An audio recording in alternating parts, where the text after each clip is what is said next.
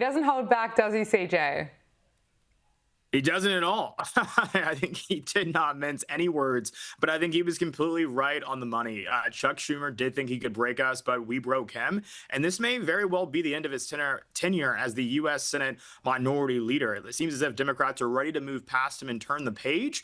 And it's a shame. It's a shame because it goes to show just how it doesn't matter how moderate you try to be or how far left you try to be. You just can't be far left enough for some of these people that are in the base of their party here today. They want you to burn it all down. They want to destroy the institutions. Everything that they accuse President Trump of wanting to do, they are actively attempting to do. Every single accusation from them is a confession.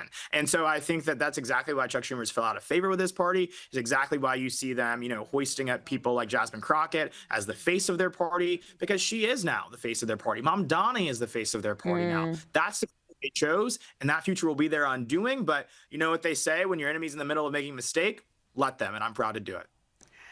Just finally on Donald Trump, he's revealed his healthcare plan during that Fox News interview, saying, call it whatever you want, anything but Obamacare. And of course, the key difference is that he wants to pay subsidies directly to consumers instead of insurers. Well, I watched Obama from when this thing came about. As you know, I opposed it very strongly. Unfortunately, we had a couple of negative votes, which should never have happened.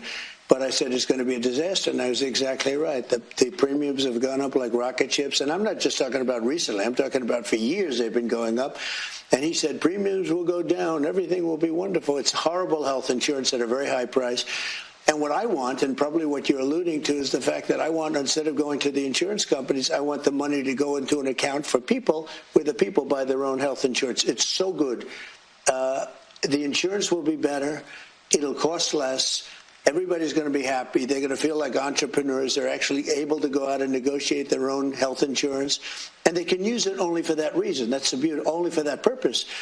And if we did that, that would be so exciting. Call it Trump care, call it whatever you want to call it, but anything but Obamacare. Obamacare is a disaster, just like he was as a president.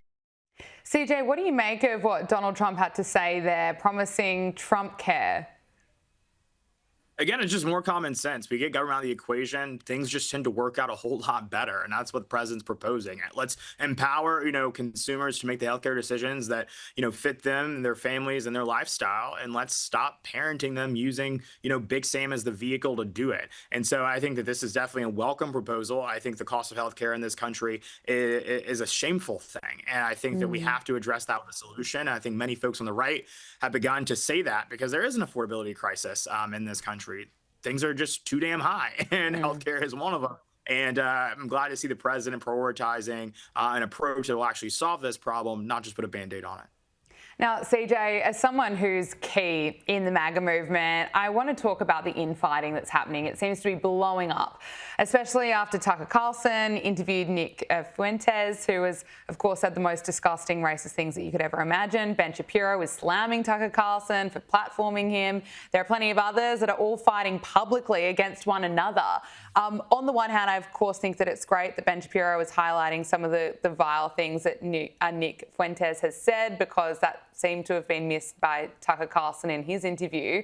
And it's, of course, it's important to call out your own side and be critical. But where is the MAGA movement at the moment? It seems like there's just a lot of fighting amongst each other. It's often ironic when you as a 23-year-old have to tell your older brothers and sisters in the movement to grow up, but I think many of them should. I think we've got to get past this point of airing out our dirty laundry publicly. A lot of these folks, they have each other's numbers. Text each other, let them know what's going on and why they should, maybe change their approach or some of their rhetoric and their tone on some of these issues. But, I'm always been a proponent of more speech is better than less speech. Yeah. I think the only way to defeat bad ideas is to present good ideas that are better than those bad ideas, right? And so I think that, here's the reality about Nick Fuentes. There are many things, as you said, that has said that are very vile and reprehensible. But I think the only way to undermine those things is by actually saying what is a better solution to those issues, because for better or for worse, he's tapped into a lot of young people and their emotions. And so we've got to figure out why that's happening and basically appeal to their better, the better side of themselves. But I think it's unfortunate to see all this infighting publicly because it means that we're not focused on our actual opponents, the left. These people want us dead. as we covered, earlier in this segment, these people are actively, mocking the death of Charlie Kirk, firebombing, pipe bombing Republican conservative events. Why aren't we talking about that? Why are we not aiming all of our fire at them? And so that's my concern with this. I'm saying condemn bad people, condemn bad ideas, do that if you please, but let us not lose, sight of the actual enemy in all of this and what they want to do to this country. Yeah, I couldn't agree with you more. Just finally, actor Billy Thornton is calling out celebrities who bring politics to award shows. He made these comments on the Joe Rogan podcast, who also slams celebrities that want to talk about politics when they're accepting an award. Unless you have really studied stuff and really know about a subject fully, who the hell would want to listen to an actor or a musician talk about politics? You know what I mean? It's like, are we supposed to follow this? I mean, if we are, what if they lead you down the wrong road? CJ, maybe celebrities are getting it. I mean, just last week we heard from Jennifer Lawrence, who seemed to be reading the room. She's now stopping speaking about her anti-Trump beliefs. Maybe they're following the Sydney Sweeney model. It sounds like, what a trailblazer and leader Sydney has become.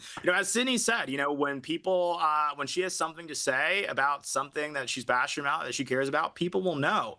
And also, too, I think she'll say it when people ask her to say it. And I don't think anyone's asking for any of these actors or actresses to weigh in on fiscal policy or healthcare reform in this country or the state of the Middle East, because frankly, I don't think Jennifer Lawrence is much of a subject matter expert on that. And so I'm glad that they finally discovered some humility, and that's rare in Hollywood, rare in Los Angeles. But it's, hey, credit where it's due. An epiphany delayed, I guess, is not one denied. So God bless them.